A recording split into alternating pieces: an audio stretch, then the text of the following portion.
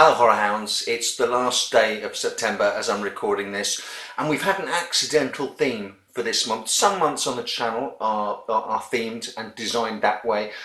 I kind of accidentally fell into the theme of waxwork horror movies for September.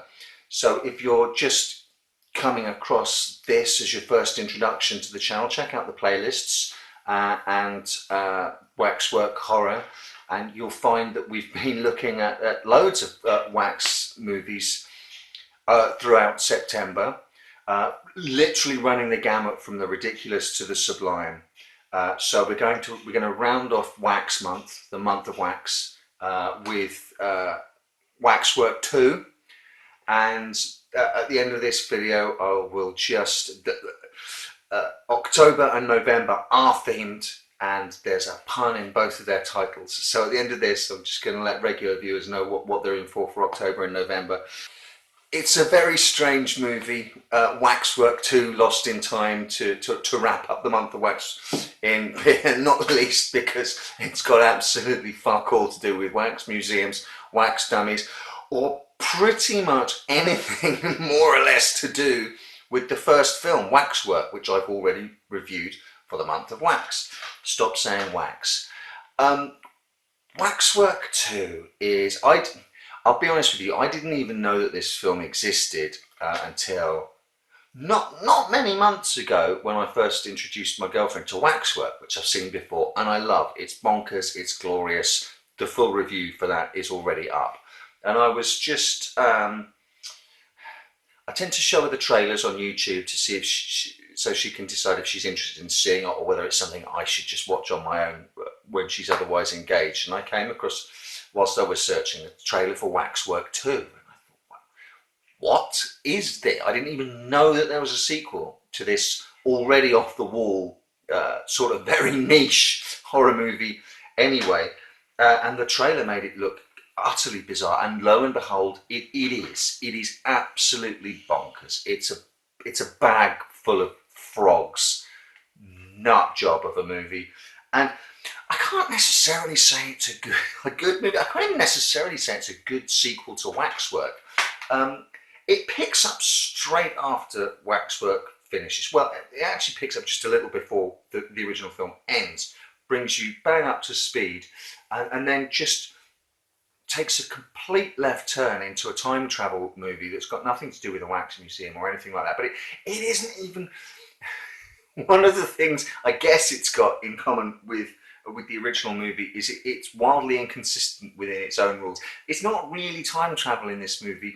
It is traveling to alternate dimensions where good and evil are battling it out using sort of storybook It's very weird. It's actually one of these movies that it's not really worth thinking about too much. It's one of these popcorn roller coaster movies.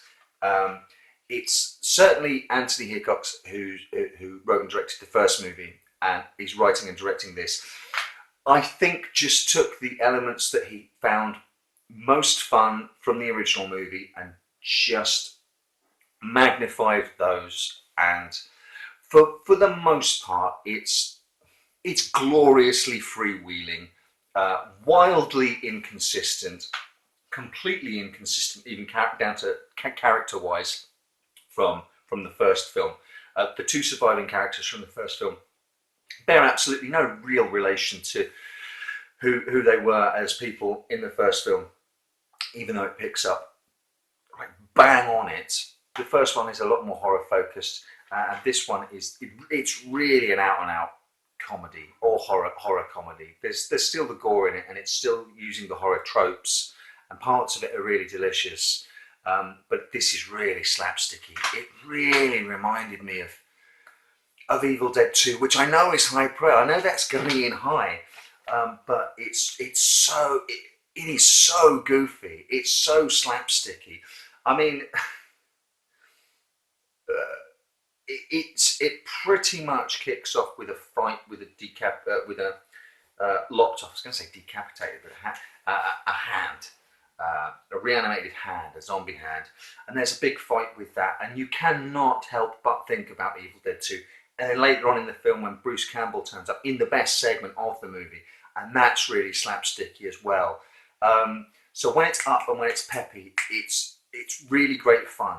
But then there's a big section that really drags it down. So pacing, tone, just its own internal logic, wild inconsistencies. But you can have real fun with this film if you want to. I can understand why it could really piss you off, especially if you really liked the first film, because you will sit there and go, I mean, really, really. But I think that's part of what I dig about it. It's just no one, no one makes movies this insane anymore. Probably for really, there's a really good reason why. So basically, we're completely doing away with the conceit of the waxwork displays and getting drawn into little vignettes through there, and we're just having our two main characters jumping through time, basically jumping in between the vignettes, cutting out all the middle stuff, all the stuff that in the first film happened in between the waxwork setups, and some of them are much more successful than others. I'm not going to run through the plot for you, but we've got sort of parodies. There's a Frankenstein one. There's a Legend of Hell House slash The Haunting one, which is the one with Bruce Campbell in it.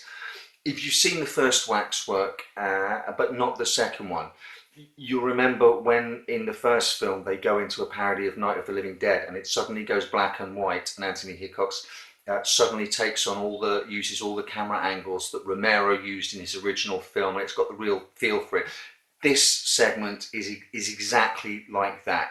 You can see his excitement and glee and interest really ramps up, and he takes The Haunting as his template, and there are some of the shots are lifted directly from those old films. It's in black and white again.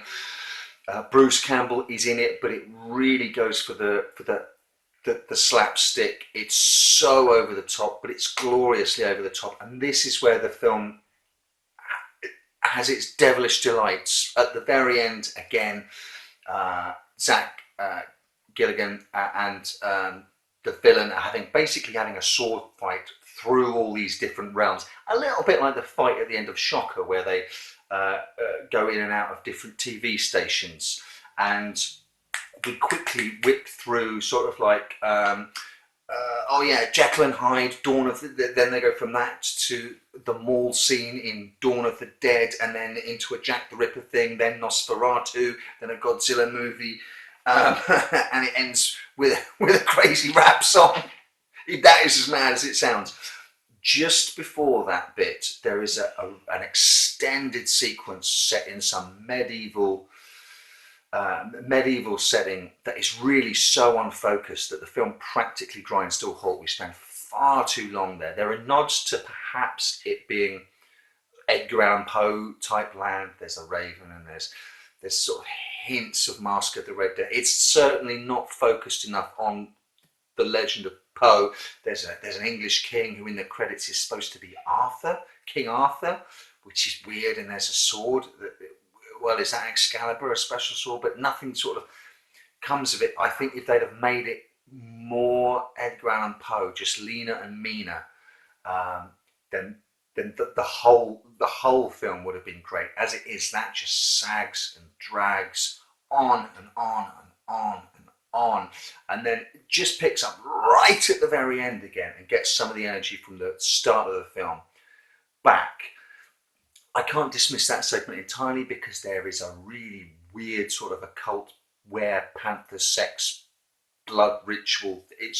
I mean, that's as insane as it sounds. It's a really weird bonkers film. When they first travel in time, there's a section where Zach Gilligan's character appears to go back in time, step into his old home movies, and then run at his mother, enter her womb, and see himself as an unborn fetus in utero, and then arrives at the Frankenstein castle to start the Frankenstein set piece.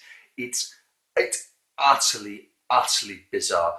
There's gore there. It's not as good as in the first film, but it's really cartoony.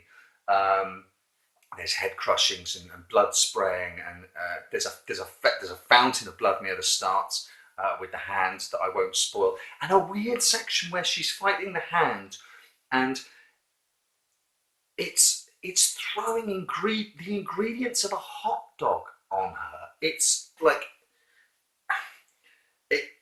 it grabs a mustard bottle and covers her in mustard, and then throws chopped onions on her, and then hot dog buns, and there's a hot dog bun set on her, and I don't, I